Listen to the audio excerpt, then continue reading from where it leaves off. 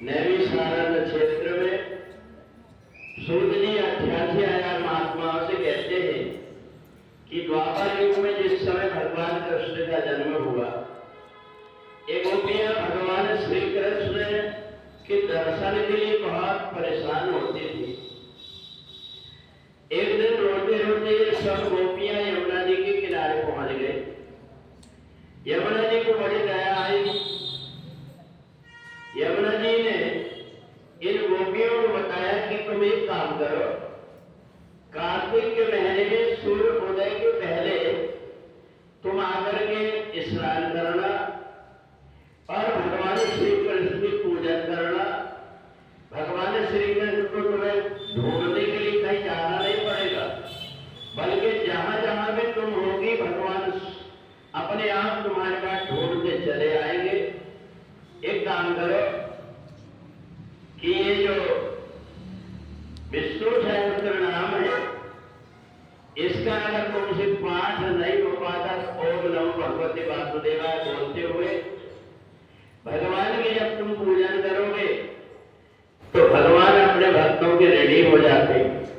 इसलिए कार्तिक के महीने का इतना महत्व इसलिए बढ़ गया कि माता यमुना ने गोपियों को ये उपाय बताया था भगवान श्री कृष्ण को प्राप्त करने का। यमुना जी कहती है, मेरे को देखो, मैंने कार्तिक के महीने में पूजन किया था, हर जन्म में भगवान श्री कृष्ण का सानिध्य मेरे को प्राप्त होता है, और इसलिए कार्तिक के महीने में जो भी भगवान का पूजन करेगा उसके ऊपर भी भगवान की ऐसी कृपा होगी।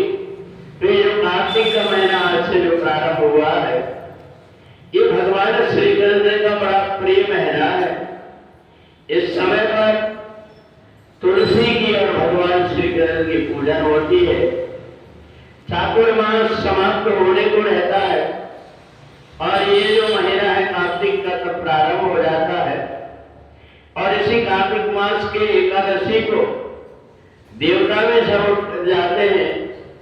इसलिए भगवान के ऊपर जो कुछ भी हम पूजन करते हैं, 33 कोटि देवी देवताओं के पूजन का लाभ प्राप्त हो जाता है। इसलिए ये जो कार्तिक का महीना है, इसमें सूर्य उदय से पहले उठने का, स्नान करने का महत्व है। सूर्य उदय के पहले कोई भी व्यक्ति कहीं भी स्नान करेगा, उसको गंगा स्नान करने का पुण्य प्राप्त होता है। और कार्तिक के महीने में विशेष रूप से दीपदान करने का और तुलसी की पूजन का विधान है।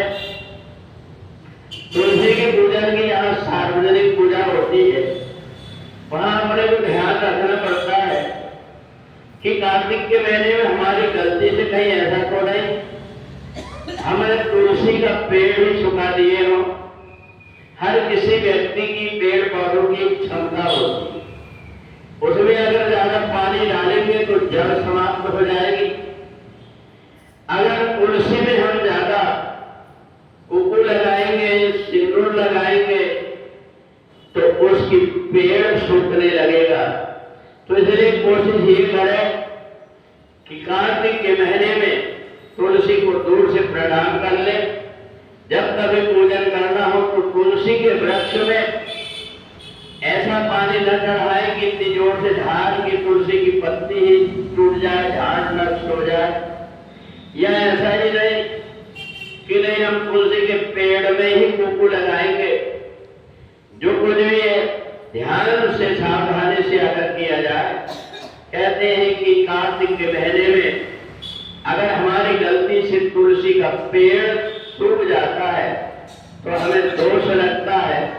तो इन दोष से बचने के लिए तुलसी की पूजन तो करो, पर दीपक ऐसे मत रखो कि तुलसी के पत्ते ही जल जाए, पेड़ ही जल जाए। इसलिए तुलसी कोट बनाया जाता है, हल्दी कुमकुम हमें लगाना रहता है। तो तुलसी के पेड़ में नहीं बल्कि कोट में लगा करके दीपक ऐसा रखें ताकि पेड़ को नुकसान ना हो। ऐसा मान करके कि भगवान कृष्ण का प्रिय ये वृक्ष है वो नष्ट ना हो, इसका ध्यान रख करके कार्तिक के महीने में दीपदान करने का और तुलसी पूजन के साथ भगवान कृष्ण का पूजन करके कार्तिक महात्मा की जो कथा सुनता है, अनेकों यज्ञ करने से जितना पुण्य होता है उतना पुण्य केवल उसको इतने मात्र से हो जाता है। बोले सच्चिदानंद।